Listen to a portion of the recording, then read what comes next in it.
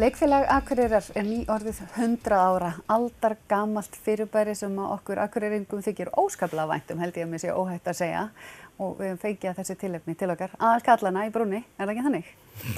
Aðalkallana í brúnni? Já, ég meina formaður stjórnar og... konum, náttúrulega. Já, það ægilega mikið aðalkonum, sko. Já.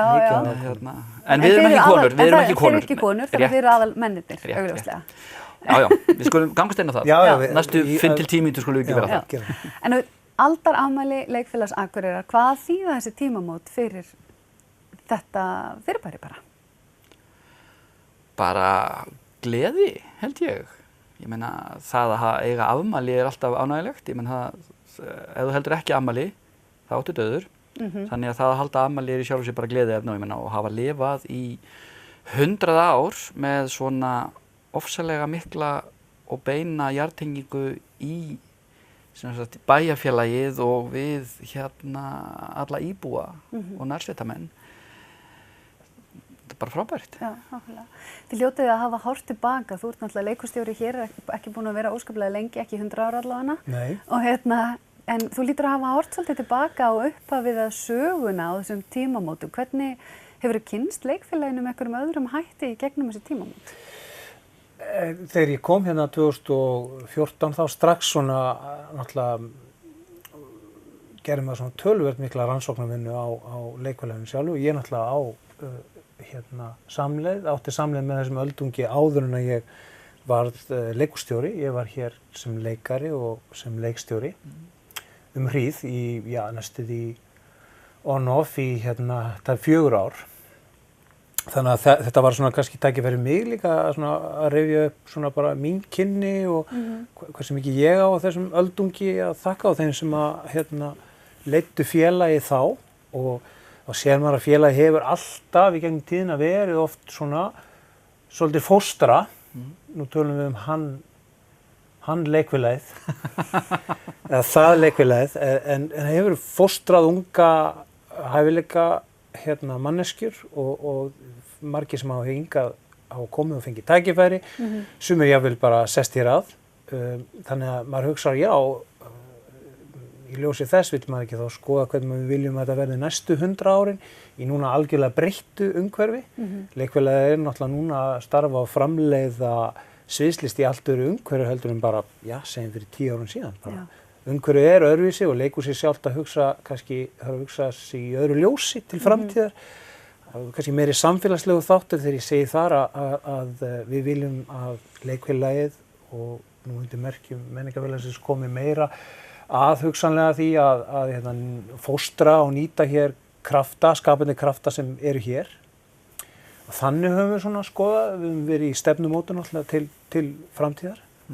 Og þar erum við svona stödd í dag að hugsa meira hversu mikið við getum í raun og veru fóstra þá sem eru hérðan og hafa sótt sér nám í sviðslistum og þá sem vilja koma hingað og búa hér og njóta þeirra lífsgæða sem að vera hér á Akureyri á Norðurlandi og að geta starfað í sinni iðn eða skapandi grein. Nú ertu formaður leikfélagsins og það er búið að vera í peningar. Eru ekki endilega alltaf það skemmtilegasta í kringum listir, eða mér finnst þeir bara ekkert skemmtilegir kannski. Peningar er ekki vandamáli, peningaskortur er vandamáli. Peningaskortur er vandamáli, já. Hvernig er peningastaðan? Peningastaðan? Já. Gott að spyrja mig að þessu. Já, hvernig er útlitið? Ég er formaður félagasamtaka. Leikfélag Akureyrar er í dag félagasamtök. Já, og MAG er yfir félagið. MAG sér peningana. En þú veist hvað þú færð í hendurnar, úr hverju þú getur móðað? Ég? Já, eða þið, væntanlega? Já, við vitum það.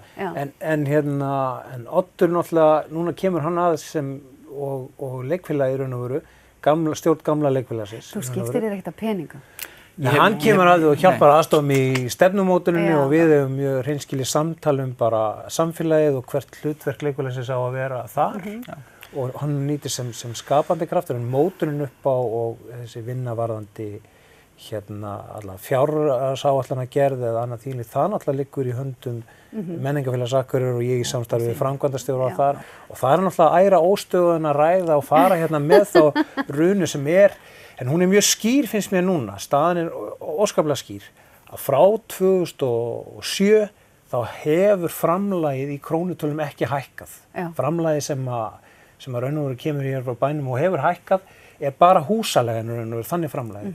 Og það segir sér sjálft að ef ég myndi segja farð þú núna út í búð og keyptu í innkaup fyrir heimili, fyrir veislu, fyrir þau laun sem hún hafði 2007, ég hræddur að það sem hún hefur á boðstólum væri mun minna. Þetta hluti af langvarandi vandanum, að í takt við það að geirinn sjálfur hefur svona efst og það eru einstaklingar sem núna eru háskólamenntaðir, þiggja laun í samræmi við að það hefur allt þetta raða saman þannig að í raun og veru komið núna tímamótum að við hugsum þennan 100 ára öldung að mig langar miklu meira að ræða bara hvað við viljum gera sem samfélag við leikhúsið. Það pólitísk ákvörðun, við leggjum ákveðna stefnumótun fram, það pólitísk ákvörðun að segja við viljum gera þetta eða ekki og þá þarf að fylgja því fjármagn. Ef það fæst ekki, þá þurfum við að endurskoða þá hvert hlutverk leikhúsins á að vera. Og hvert þá hlutverk leikhúsins ef þú fengir að ráða? Hvað á það að gera? Hvað máli á það að skipta? Hvert á það að fara og hvernig á að fóstra þennan öldung áfram? Sko, bara eins og Jón Páll segir náttúrulega, fyrst þarf bara að fara saman hljóð og mynd. Þú veist, það ekki hægt að segja leikfélagi á að gera þetta, en það hefur svo ekki resursunum til að gera það. En auðvitað á leikfélagið áfram, sko, ég samanlega með það nefnilega að ég vil nýta þá krafta sem að hér eru til staðar. Og leikfélagið þarf að vera, sko, að fá að sniða sem þann stakk og fá efnistökin til þess að geta verið hér með leikhóp sem getur starfað í sameiningu líka. Það draumurinn að vera hér með leikhóp sem getur áfram unnið saman og auðvitað af hverjum svo sem hann samanstendur að það er ekkert endilega eingöngu vera af þessum eða bara fá lært fólk annars staðar frá, þú veist, það skiptir ekki öllu máli, heldur bara að hér sé leikfélag. Menna þess að sko, þú veist, en ekki bara svona, ekki, það má ekki detta fara niður í það að verða hýsill, heldur ekki bara svona kaupa kassastykki í hús. Nei, og ekki bara, þú veist, að fá Að þetta sé ekki bara hús. Nei, að þetta sé ekki bara hús, ekki bara hýsill, heldur sko, leikfélagi þarf að eflast aftur með þeirri starfsmannaveltu sem að felst í því að vera leikfélag. En sko, og auðvitað svo heldur bara áfram að og þá ertu komið með möguleikana að halda áfram að bjóða upp á þú veist þessa blöndu af því að ögra og þroska og sömuleiðis að gleðja og græta og hlæja. Þannig að sem það sem að leikhús gerir. Og leikhús á að opna fyrir manni þú veist allt sem að mennskan og vekja spurningar og þú ert að fara heim og hugsa þú veist, hafa uppgötað eitthvað pínu. Stundum líka gott að fara í leikhús og hugsa bara, þú veist alveg, þetta var fínt. Bara, nákvæmlega, bara einmitt að láta sér vera dillað og standa upp og fara heim og vera lítið betri manneskja og glaðari í hjartanu. En að og við höfum öll átt þessi móment í leikhúsinu, bæði í nær okkur í tíma og fjær, skilur, það að sitja og uppgöta eitthvað og vera algjörlega dolfallinn og svo líka bara fara heim og hugsa, ok, það liður 2 tímar og ég lærði ekkert nýtt en djöfull var þetta gaman. Já, nákvæmlega. En þessi draumur náttúrulega nýr og gamall. Það hann voru þegar þetta verður að atvinnuleikhúsi 1973 og það eru fastráðnir leikarar. Og grunnurinn hefur alltaf verið þessi hópur, en það má segja að frá 1973 þetta hafi bara ekki framlögin og ekki fylgt því sem að fylgir að vera með leikhóp. Hann minnkaður í kjölfarið, þannig í raun og veru enn og aftur segi ég þetta snúist það að við erum setjum fram einhverja ákveðna svona stefnumörkun, einhverja draumum hlutverk leikfélagsins í samfélaginu hér til frambúðar, þá sérstaklega með það þessa bindingu að fá hingað leikhóp og vera, það þýðir, þú veist, 6 manna leikhópur að lágmarki, kannski 8 í endan, að margfeldis áhrifin af því eru svo ótrúlega. Það eru svo mikið að tækifæri sem kvikna. En núna við náttúrulega að reyna að sníða stakk eftir þessum, ekki eftir vexti nefnilega, heldur eftir efninu sem til stendur, en ekki eftir vexti. Og auðvitað þarf að balansera þar, að þar þarf að vera einhver skemmtun, það þarf að vera áræðni og við viljum náttúrulega vera þjóna samfélaginu ekki bara sem bara sem hrein og bein afþreying, heldur líka að það hafi samfélagslega áhrif það sem við erum að gera. Og í því ljósið, að lokum, hvað er þá framundan?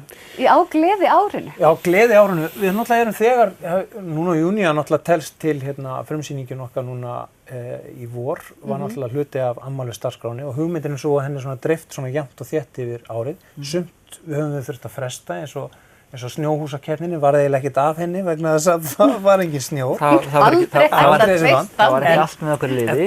Já, en það eru náttúrulega Sinfóníuhljómsveitin ætlar til heiðurs leikfélaginu að halda tónleika í september, þar sem verða svona perlur verða fluttar.